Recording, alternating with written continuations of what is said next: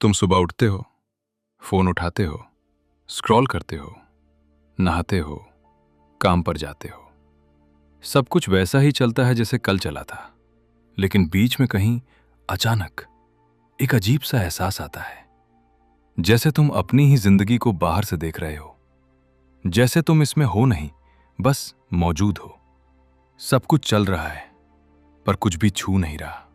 तुम अपने दोस्तों के साथ बैठे हो, सब हंस रहे हैं और तुम भी हंस रहे हो, पर अंदर कहीं तुम सोच रहे हो, ये हंसी असली है या मैं बस एक्टिंग कर रहा हूं।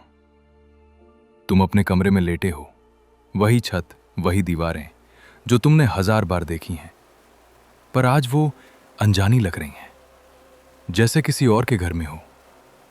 ये फीलिंग नई नहीं है और ये सिर्फ तुम्हारे साथ नहीं हो रही। साइकोलॉजिस्ट इस फीलिंग को एक नाम देते हैं, डी रियलाइजेशन। मतलब दुनिया असली तो है पर वो असली महसूस नहीं होती। रंग वही हैं, आवाजें वही हैं, लोग वही हैं, बस बीच में कोई शीशा आ गया है। तुम देख सकते हो, सुन सकते हो, पर छू नहीं सकते। अब सवाल यह है, यह शीशा आया कहां से? एक वजह है, ज्यादा सोचना, कम महसूस करना। जब दिमाग हर वक्त प्लान बनाता रहता है, कैलकुलेट करता रहता है, वो पल में रहना भूल जाता है। तुम खाना खा रहे होते हो पर दिमाग कल की मीटिंग में होता है। तुम दोस्त से बात कर रहे होते हो पर सोच रहे होते हो कि जवाब क्या देना है। धीरे धीरे शरीर एक जगह होता है और मन कहीं और जब ऐसा बार बार होता है, दिमाग एक आदत बना लेता है, हर पल से थोड़ा पीछे हट जाने की। सोचो, आखिरी बार तुमने बिना फोन देखे खाना कब खाया था? आखिरी बार तुम सिर्फ चलते हुए चले थे, बिना कोई पॉडकास्ट, बिना कोई गाना, बस अपने कदमों की आवाज सुनते हुए।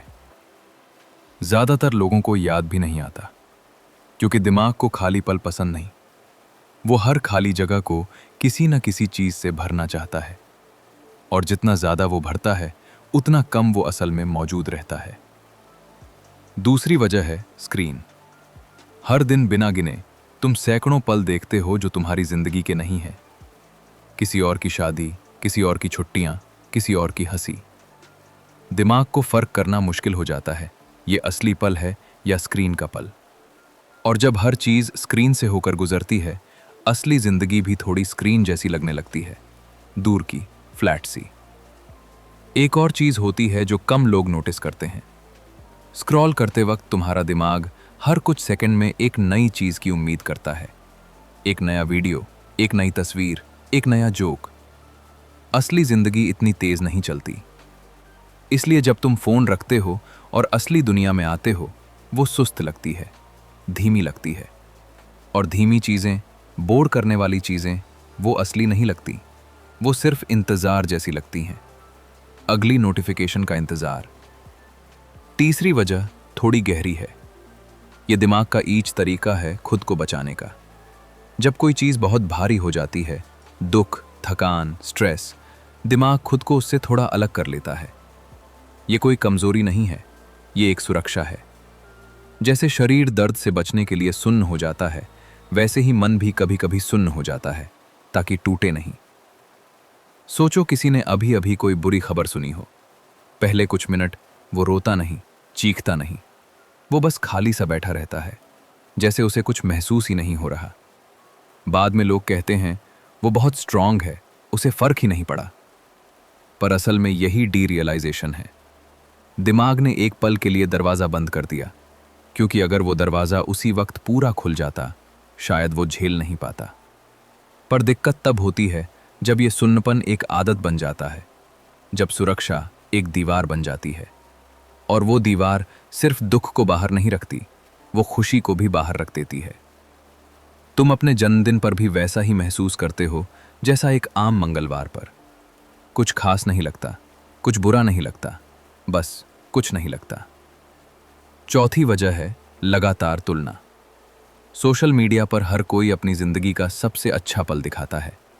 तुम अपनी पूरी जिंदगी उसके उस एक पल से तुलना करते हो, और जब तुम्हारी असली, अधूरी, थोड़ी बोरिंग जिंदगी उस चमकते हुए पल के सामने आती है, वो कम असली लगने लगती है। जैसे तुम्हारी जिंदगी असली फिल्म है और बाकी सब हाईलाइट रील। जाहिर है, हाईलाइट रील हमेशा ज्यादा चमकदार लगेगी। अब यहाँ कोई जादू की ट्रिक नहीं है जो सब कुछ एक रात में ठीक कर दे। कोई भी ऐसा दावा करे तो समझ लेना वो झूठ बोल रहा है। पर कुछ चीजें हैं जो सच में मदद करती हैं, धीरे धीरे पर मदद करती हैं। पहली चीज, शरीर में वापस आना।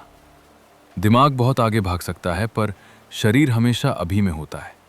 इसलिए जब तुम्हें लगे सब कुछ धुंधला है, कुछ सेकंड के लिए अपने पैरों को जमीन पर महसूस करो, अपनी सांस को सुनो। ये कोई फैंसी मेडिटेशन नहीं है, ये सिर्फ शरीर को याद दिलाना है कि तुम यहीं हो, अभी हो। दूसरी चीज, छोटे पलों में पूरी तरह मौजूद रहना। चाय पीते वक्त सिर्फ चाय पर ध्यान देना, उसकी गर्माहट, उसका स्वाद, कप की गर्मी हाथों में। 1 मिनट के लिए फोन नीचे रखना और बस आसपास की आवाजें सुनना। किसी अपने से बात करते वक्त सच में सुनना, जवाब की तैयारी नहीं करना।